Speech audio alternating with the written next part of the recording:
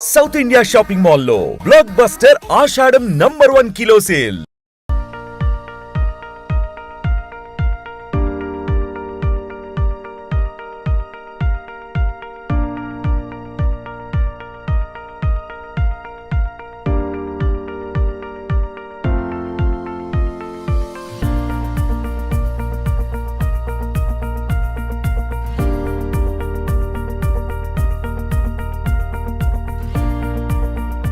నీ బ్రేక్ఫాస్ట్ ఏంటి morning?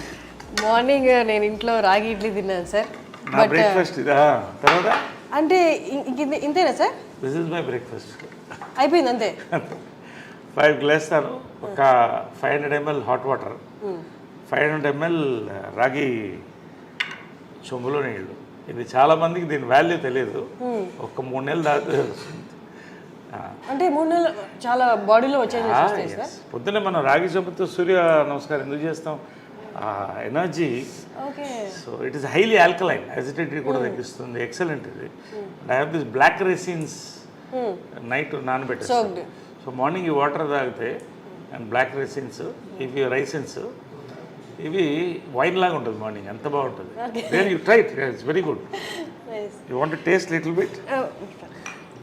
You taste the water.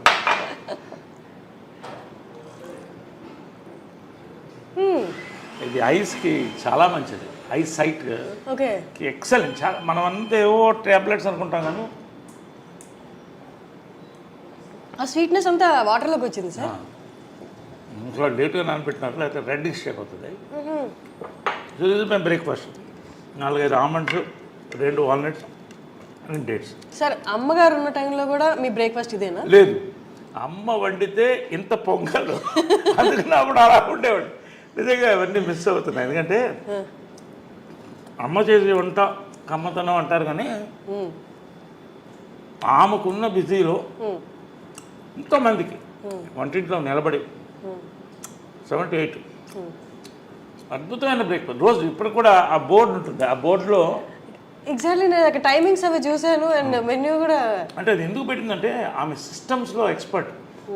పెద్ద జాయింట్ ఫ్యామిలీ ఉండేది ఇక్కడ, ఉన్నారు ఇప్పుడు కూడా ఉన్నారు. వాళ్ళ 2 బ్రదర్స్ ఉన్నారు, వాళ్ళ వైఫ్స్ ఉన్నారు. ఒక ఆయన పోయాడు మధ్య. గొడవ అవుతుంది కదా ఒక కిచెన్ ఉంటే. ఇంట్లో ఎక్కడైనా గొడవ స్టార్ట్ అయితే వంటింట్లోనే. సో ఆమె టైం టేబుల్ సెట్ చేసింది. అందరినీ ఒక పార్లమెంట్ సెషన్ పెట్టి, ఇవాళ ఇది పెడదాం, ఇవాళ పొంగల్, రేపు దోశలు, ఎల్లుండి ఊతప్పం, ఒకటే బ్రేక్ఫాస్ట్ అంతే. ఒకటో రెండో ఏదో ఒకటి అందరూ డిసైడ్. అలా పెట్టేది సిస్టమ్. అలాగే మెయింటైన్ చేసింది జాయింట్ ఫ్యామిలీని. సో ఆ రోజు మనకు మెంటల్ ఫిక్స్. లేస్తే పొద్దున్న ఇది ఉంటుంది టిఫిన్, అద్భుతంగా ఉంటుంది.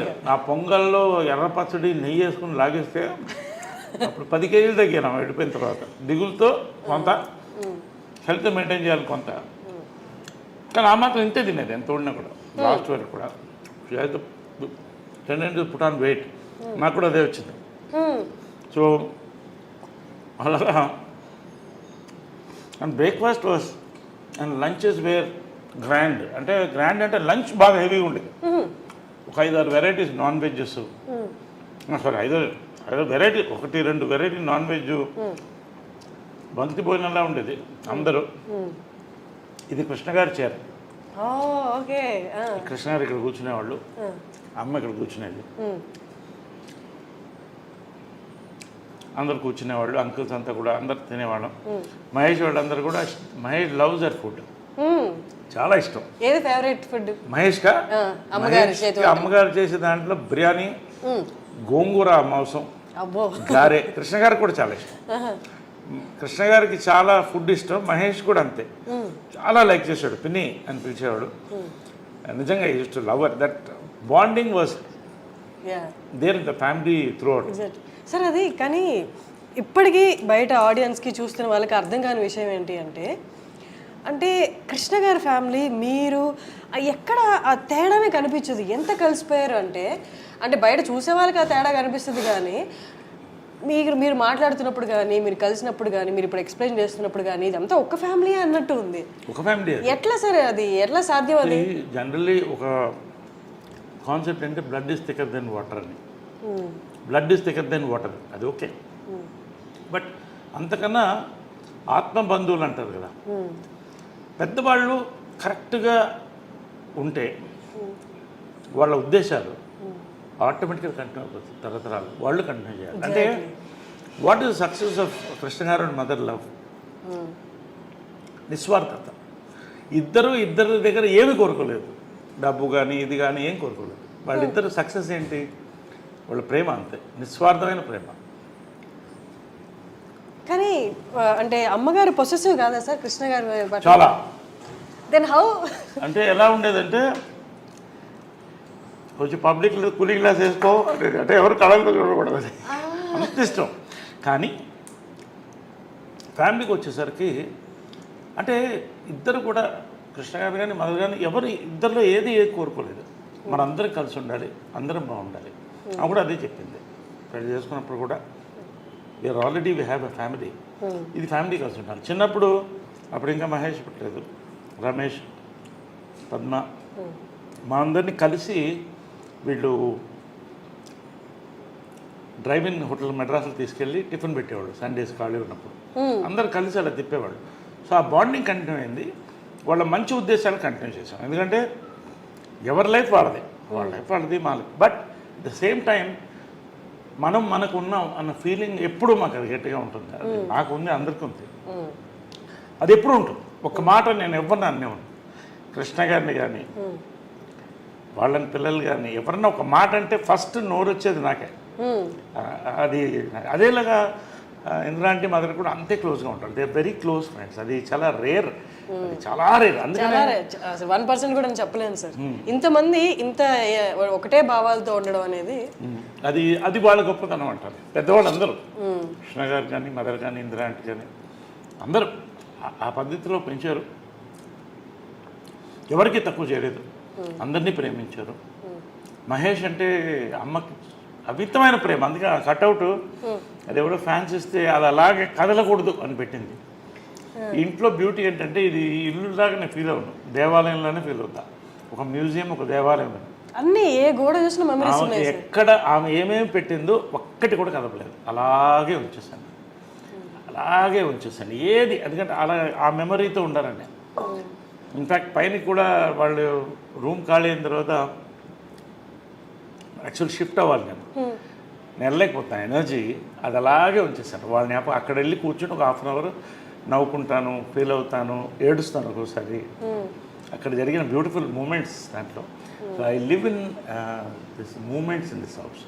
సార్ మనం మదర్స్ డే సందర్భంగా కలిసాం కాబట్టి ప్రతి మదర్ పవర్ఫుల్, ప్రతి మదర్ ఫైటరే.